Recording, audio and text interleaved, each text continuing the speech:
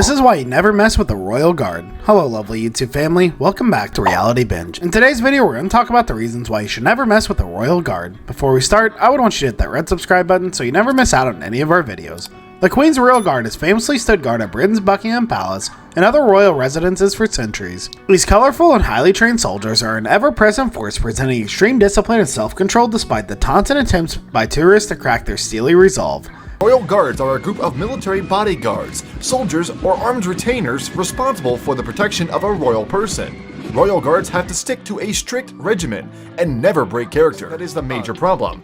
After taking the photo with the Royal Guard, he decides it would be a wise idea to touch the Royal Guard on the nose. In this case, the guard was not a single bit happy and yelled, "Step back from the Queen's Guard," down the street.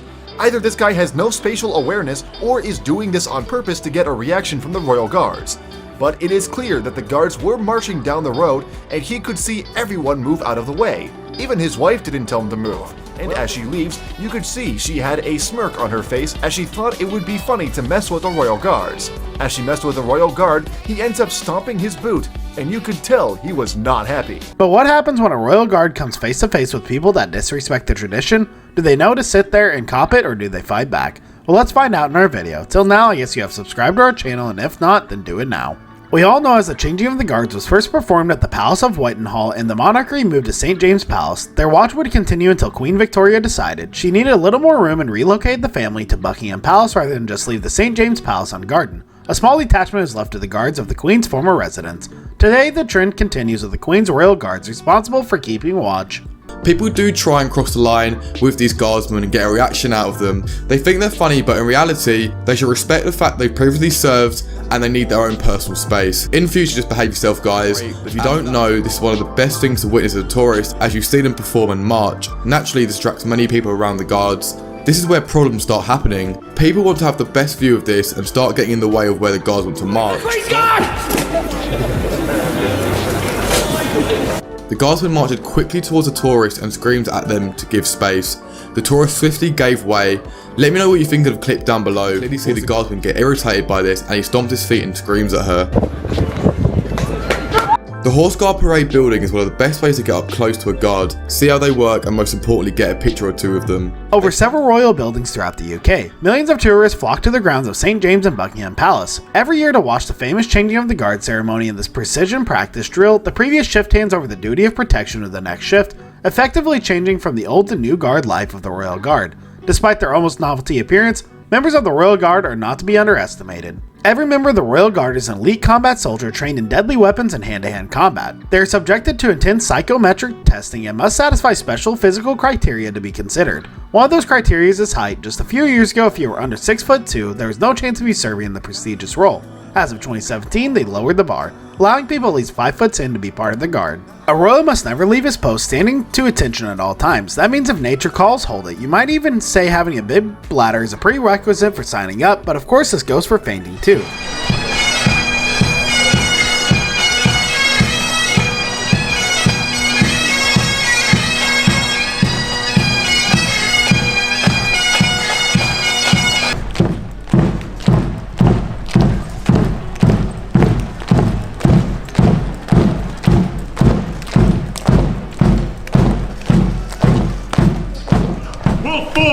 Two ranks! 4, 2 ranks! Open order! Inwards! Dress!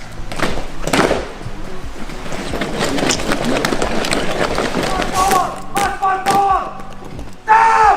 Stand still! Left, right! All the way out to position! Those bearskin caps can get hot in the sweltering summer sun, and a fainting guard isn't all that uncommon. If a guard starts to feel himself getting dizzy or seeing stars, they must remain at attention until they pass out. There's even a name for it. It's called fainting to attention, although we prefer falling with style. Do they speak? Despite their steely resolve, the Queen's Guards will warn you if you are getting too close or if you are disrespecting their traditions. They most commonly shout to make way for the Queen's Guard at tourists who get too close. You might have seen what happens when you try to be funny near the guards. Smiling is forbidden. Do you know someone who is never in a good mood, but that kind of person who yawns on a roller coaster?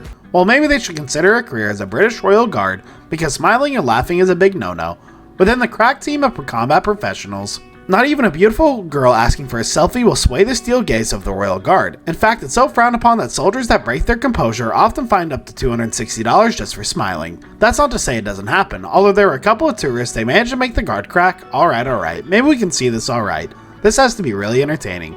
For him, I hope, hopefully, yes, killers in disguise. The Queen's Royal Guard may be more ceremonial than anything, but they're no laughing matter.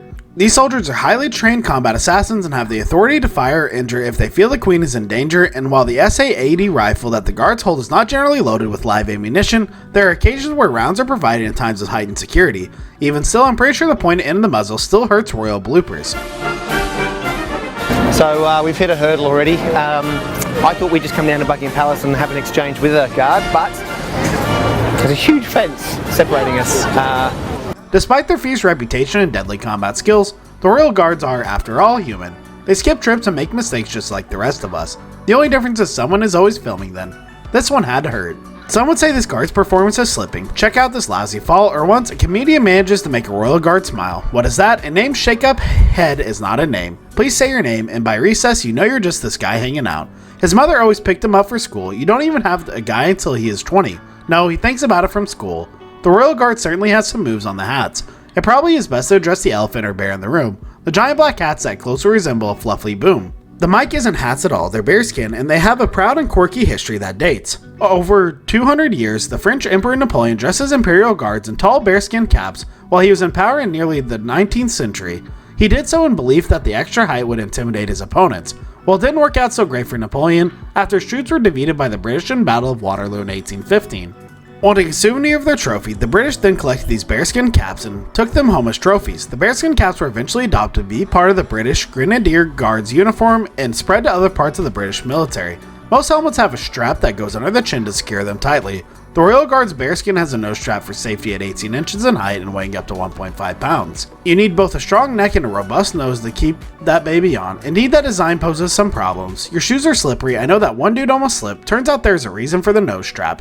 That big black cap was a prime target for cavalry, and shot at the cap could quite easily break a soldier's neck. However, if it was hit hard enough, fastening the cap under the nose ensure that the hat flies off and doesn't take the soldier's head with it. Oh, and don't worry, while the bearskin cap used to be made from Canadian black bear fur, the Queen's Royal Guards are now all completely vegan. As in, you'll find fake fur on the heads of these soldiers. Make way for the Queen's Guard. The Queen's Royal Guard has precision movements that are timed to the second. This means that they don't have time to stop people in their way. If you're standing in the path of a Royal Guardsman, utterly oblivious to what's going on around you, you're going to get barged out of the way. Sometimes innocent bystanders can also cop the brutal arm of the Queen's Royal Guard. If you're quick, you can see this guard do what we've all thought about doing at least once in our lives. That's all for the video. I hope you liked the video. If you did, make sure to hit that like button, subscribe to the channel, so you never miss any amazing video from us.